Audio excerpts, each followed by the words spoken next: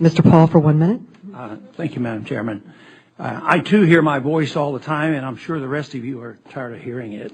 But nevertheless, I will take a moment.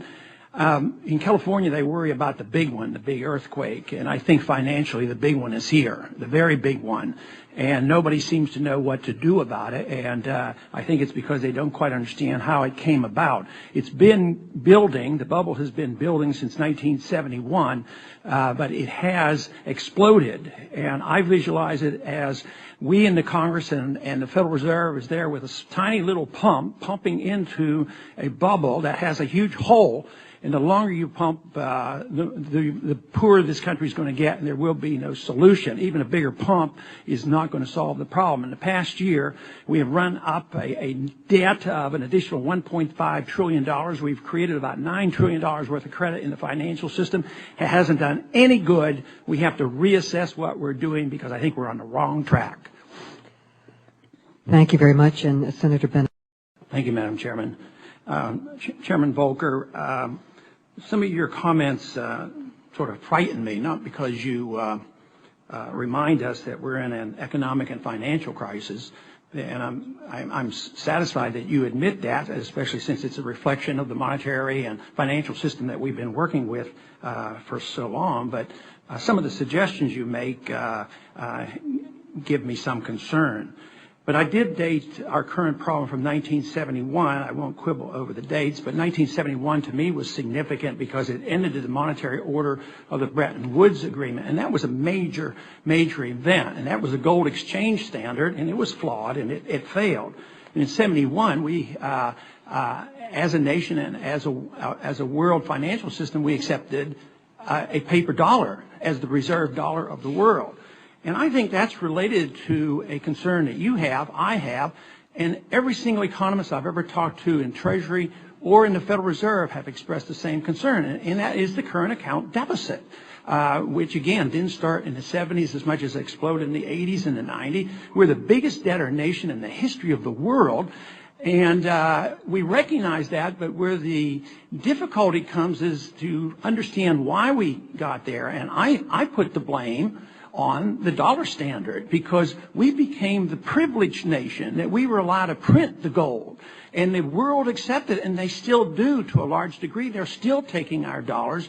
But I think what's the handwriting on the wall now is that system has ended. And all the inflating and all the manipulation and all the spending will not put that system back together again.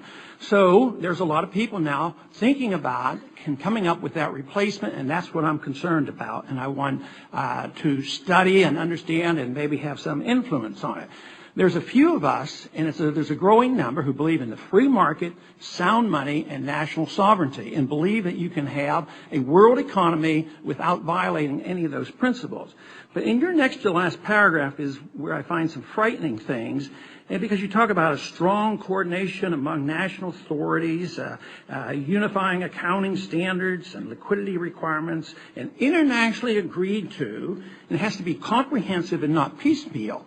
Now, that invites a lot of questions to me. Is this going to be a super IMF? Are we going to revive the SDRs? Who's going to issue the credit? What will happen to the dollar? Who has the authority? These are major things. I'd like to know what kind of discussions are going on internationally right now to devise a standard, and are you a participant in these international negotiations to come up with this new system? Well, I think the answer to that question is no. I mean, I don't know of any coherent or regular discussions going on officially, and there are very few going on unofficially in terms of the construction of the monetary system. Now, the comments that you quoted from my testimony are directed toward, I suppose, what you might think of as secondary considerations, how you regulate whatever system you have, how you regulate banks and other institutions in the financial system. It's kind of a lower level of generality. The questions that you raise are relevant questions. I agree with much of your description.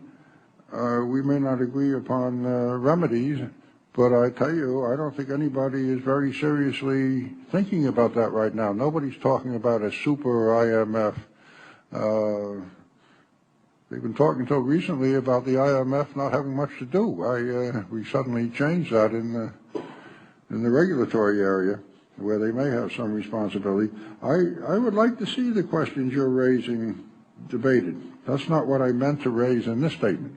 But do you think you think there is a need? You think the system that we have today is over and done with, and that we can't patch it together, and just more trillions of dollars of credit by the Fed and more debt by the Congress is going to solve this problem?